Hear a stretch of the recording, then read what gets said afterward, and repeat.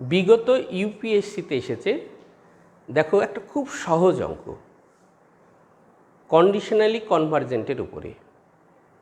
Absolutely convergent, conditionally convergent এ সম্পর্কে আমাদের ধারণা তৈরি হয়ে গেছে। তোমরা অনেক অঙ্ক কষেওছো।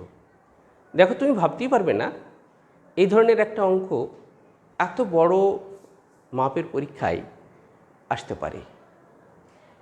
দেখো যেগুলো আসে আমি আগেই বলেছি, বারবার বলি এবং বলবো, প্রবলেমগুলো ভীষণ সহজ, কিন্তু গোটা সিলেবাসটাকে তুমি যদি খুব ভালো করে না বুঝে পড়ো তাহলে কোনো মতেই সফল হতে পারবে না।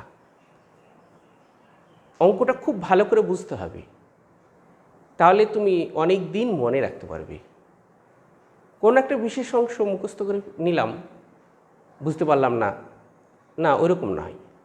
এটা তোমাকে ভালোবেসে তৈরি করতে হবে, তাহলে খুব সহজ হয়ে যাবে। কঠিন কাজ অনেক সহজে তুমি শেষ করতে পারবে। চলো অঙ্কটা দেখে নিই। আমরা অঙ্কটা কষার আগে কন্ডিশনালি কনভার্জেন্টটাকে আরেকবার একটু স্মরণ করে নিই।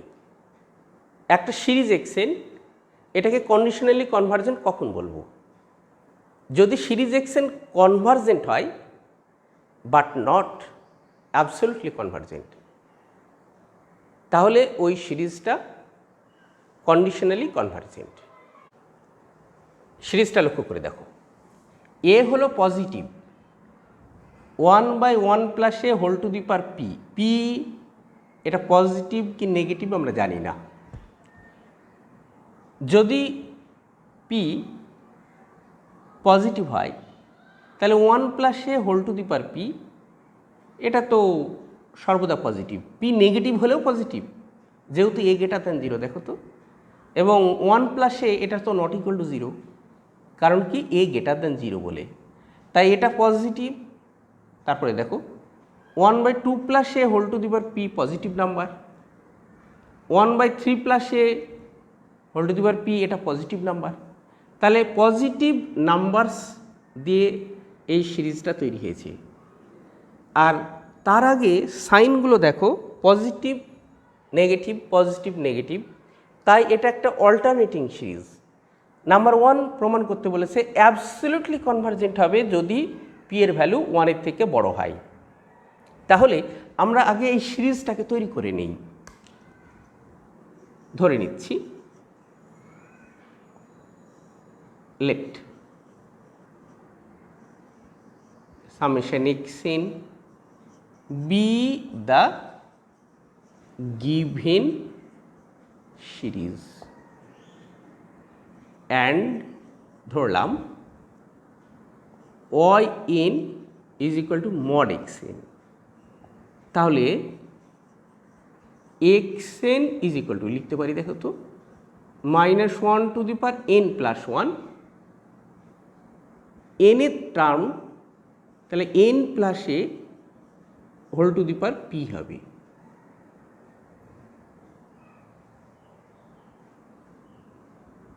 এখন yn is equal to mod x n, আর মড এক্স এন মিনস তাহলে এই নেগেটিভ সাইন থাকবে না, তাহলে শুধুমাত্র এই পজিটিভ রিয়েল নাম্বারসগুলি দিয়ে সিরিজ গঠিত হবে।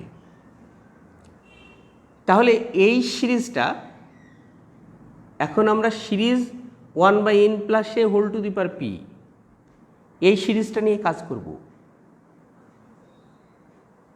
তো এই সিরিজটা কনভার্জেন্ট ও ডাইভার্জেন্ট, আমি যদি এই এলিমেন্ট এই নাম্বারটি যদি বাদ দিয়ে series 1/n two the power P তৈরি করি, তাহলে কনভার্জেন্ট ও ডাইভার্জেন্টের চরিত্রের কোনো গুণ নষ্ট হবে না, অর্থাৎ অপরিবর্তিত থাকবে। সেই কারণে আমরা নতুন একটা সিরিজ ধরে নিচ্ছি। Suppose Z N is equal two ধরছি 1/n two the power P ধরে নিচ্ছি, অ্যান্ড এখানে সিরিজ yn এটা হলো is a series of positive real numbers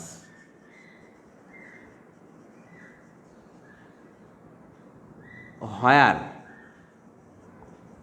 n তাহলে হলো 1/n plus a whole to the power p।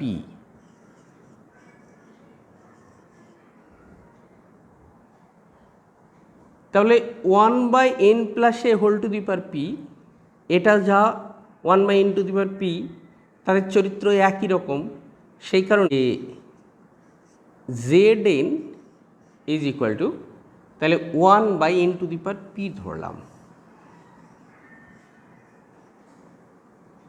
Then series zn is a p সিরিজ। তাই আমরা এখন বলবো and hence the series zn is convergent if p greater than 1 and series zn is divergent if এখানে দেখো তো zn 1/n to the power p, তাহলে series zn p series হলো। আর p সিরিজের নিয়ম অনুসারে আমরা বলবো series zn is convergent if p greater than 1 and series zn is divergent if p less than equal to 1। কিন্তু আমাদের প্রমাণ করতে কি দিয়েছে দেখো, 0 less than p less than equal to 1। আমরা ওই ইন্টারভ্যালটাও তৈরি করব, আমরা ওই ইন্টারভ্যালটা দেখে এগোবো না। এখানে সিরিজ zn আর সিরিজ yn এদের মধ্যে তুলনা করব। সিরিজ zn এর চরিত্র সিরিজ yn এর চরিত্র সেম হবে, এটা দেখাবো বাই কম্পারিজন টেস্ট। তো সেম চরিত্র কখন হয়? যদি লিমিট yn বাই zn এটা ইজ ইকুয়াল টু একটা ফাইনাইট রিয়েল নাম্বার হয়, তাহলে সেম চরিত্র বলবো। তাই আমরা এখন এই হিসেবটা করছি। Now limit yn by zn is equal to limit n tends to infinity, yn means 1/n plus a whole to the power p into zn means 1/n to the power p। তাহলে এটা এরকম হয়ে গেল। তাহলে এটা হিসেব করলে হবে n/n plus a whole to the power p, এইটা ভ্যালুটা 1 হয়ে যাবে, 1। এটা অবশ্যই নট ইকুয়াল টু 0। তাহলে আমরা বলবো বাই কম্প্যারিজন টেস্ট, তাহলে সিরিজ yn ইজ কনভার্জেন্ট কখন? If p greater than 1 and series yn is divergent if p less than equal to 1।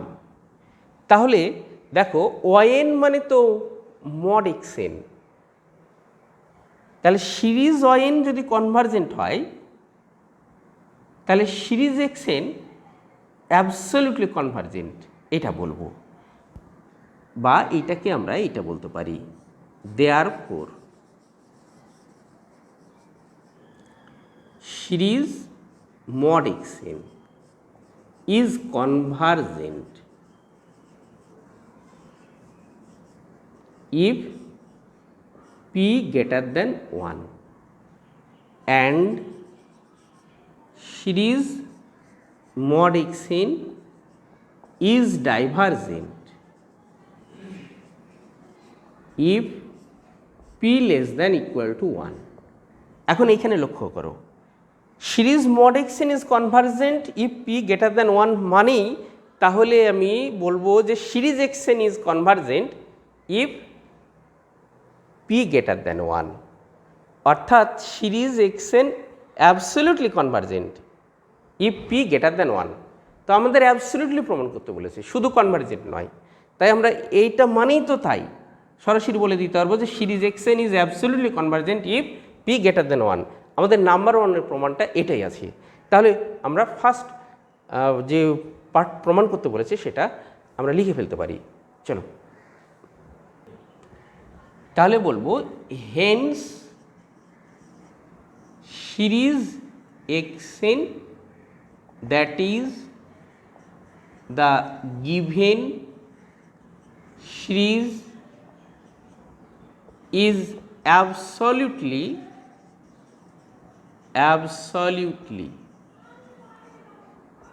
convergent if p greater than 1। তাহলে p greater than 1 এর জন্য আমাদের এই কেসটা আমরা কমপ্লিট করে ফেললাম। এখন P less than equal to 1 এর জন্য আমরা দেখব। তো এখানে কন্ডিশনালি কনভার্জেন্ট বলেছে if 0 less than p less than equal to 1, কিন্তু আমরা ফার্স্ট যে পার্ট ডাইভারজেন্টের পার্টটা আমরা দেখেছি সেখানে দেখলাম P less than equal to 1 এর জন্য ডাইভারজেন্ট হবে। তাহলে এখন সেকেন্ড পার্ট নিয়ে আমরা কাজ করব। তাহলে সেকেন্ড পার্ট,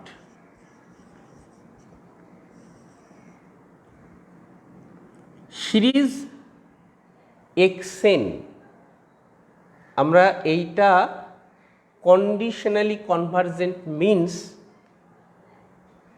আমরা দেখাবো যে কনভার্জেন্ট বাট নট অ্যাবসলিউটলি। তাহলে কনভার্জেন্ট এইটা দেখাচ্ছি, এটা দেখানোর জন্য আমরা লিবনিজ টেস্ট সাহায্য নিচ্ছি। Since sequence 1/n plus a whole to the power p is a monotone decreasing sequence of positive real numbers। এখন এই জায়গাটা গুরুত্বপূর্ণ, এই যে decreasing sequence of positive real numbers, এটা শর্ত কি? পি এর ভ্যালু যদি লক্ষ্য করে দেখো, পি যদি নেগেটিভ হয় তাহলে n plus a whole to the power negative number, তাহলে এইটাকে রেসিপ্রোকালটাকে আমরা n plus a whole to the power a positive number বলবো। তখন এটা মনোটোন ইনক্রিজিং হয়ে যাবে, তখন ডিক্রিজিংয়ের গুণটা আমরা আর পাবো না। তাহলে এইটাকে monotone decreasing sequence of positive real numbers বলবো। এইটাকে অবশ্যই for 0 less than p less than equal to 1 এইটাকে বলবো। হ্যাঁ, এই কেসের ক্ষেত্রে বলবো। And limit 1/n plus a whole to the power p, অবশ্যই এটা 0 হবে। তাহলে আমরা এবার সিদ্ধান্ত নিতে পারবো যে বাই লিবনিজ টেস্ট বলবো। আচ্ছা, লেখাটাকে আমি একটু পরিবর্তন করে লিখি। হ্যাঁ, এটাকে এরকম করে লিখি, ভালো হবে। আমি আগে এই বিষয়টা আগে বলে নিই। এটা monotone decreasing sequence of positive real numbers and limit n plus a whole to the power p is equal to 0। এইখানে আমরা যুক্তিটা বলি if 0 less than p less than equal to 1। একটু চেঞ্জ করলাম এই জায়গাটা। দেখো এবার আমাদের এইখানে রেঞ্জও চলে এসেছে, ওখানকার যে প্রবলেমের রেঞ্জ বলেছে সেই রেঞ্জ দেখো অটোমেটিক্যালি চলে আসছে। তাহলে by Leibniz test, Leibniz's test, the alternating series summation -1 to the power n plus 1 1/n n plus a whole to the power p, এটা মানেই তো সিরিজ এক্স এন। তাহলে এটা অবশ্যই কনভারজেন্ট হবে। আর কখন সেই শর্ত? না পি এর ভ্যালু যদি 0 less than p less than equal to 1 হয়। তাহলে লিবনিজ টেস্ট থেকে অল্টারনেটিং সিরিজ অর্থাৎ সিরিজ এক্সএন এটা কনভারজেন্ট হয়ে গেল। তখন শর্ত কি পেলাম? 0 less than p less than equal to 1। কিন্তু আমরা দেখেছি যে but series mod XN is divergent, এটা আমরা আগে পেয়ে গেছি। If P less than equal to 1, খুব মজার ব্যাপার দেখো, series mod XN P less than equal to 1 হলেই এটা ডাইভারজেন্ট, কিন্তু কনভারজেন্ট হচ্ছে এই P less than equal to 1 এর মধ্যে 0 less than p less than equal to 1 শুধুমাত্র এই অংশটুকুর জন্য সিরিজ এক্সএন কনভারজেন্ট হচ্ছে। সিরিজ মড এক্সএন আমার দরকার এইটুকু, সেখানে ডাইভারজেন্ট হচ্ছে। তার মানে এই সিরিজটি কন্ডিশনালি কনভারজেন্ট হয়ে গেল এই 0 less than p less than equal to 1 এর এই ভ্যালুর জন্য। তাহলে বলতে পারি কনসিকুয়েন্টলি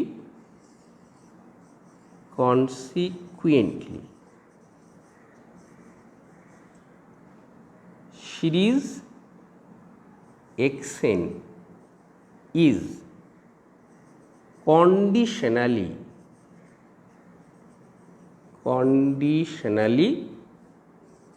convergent কোন অংশের জন্য?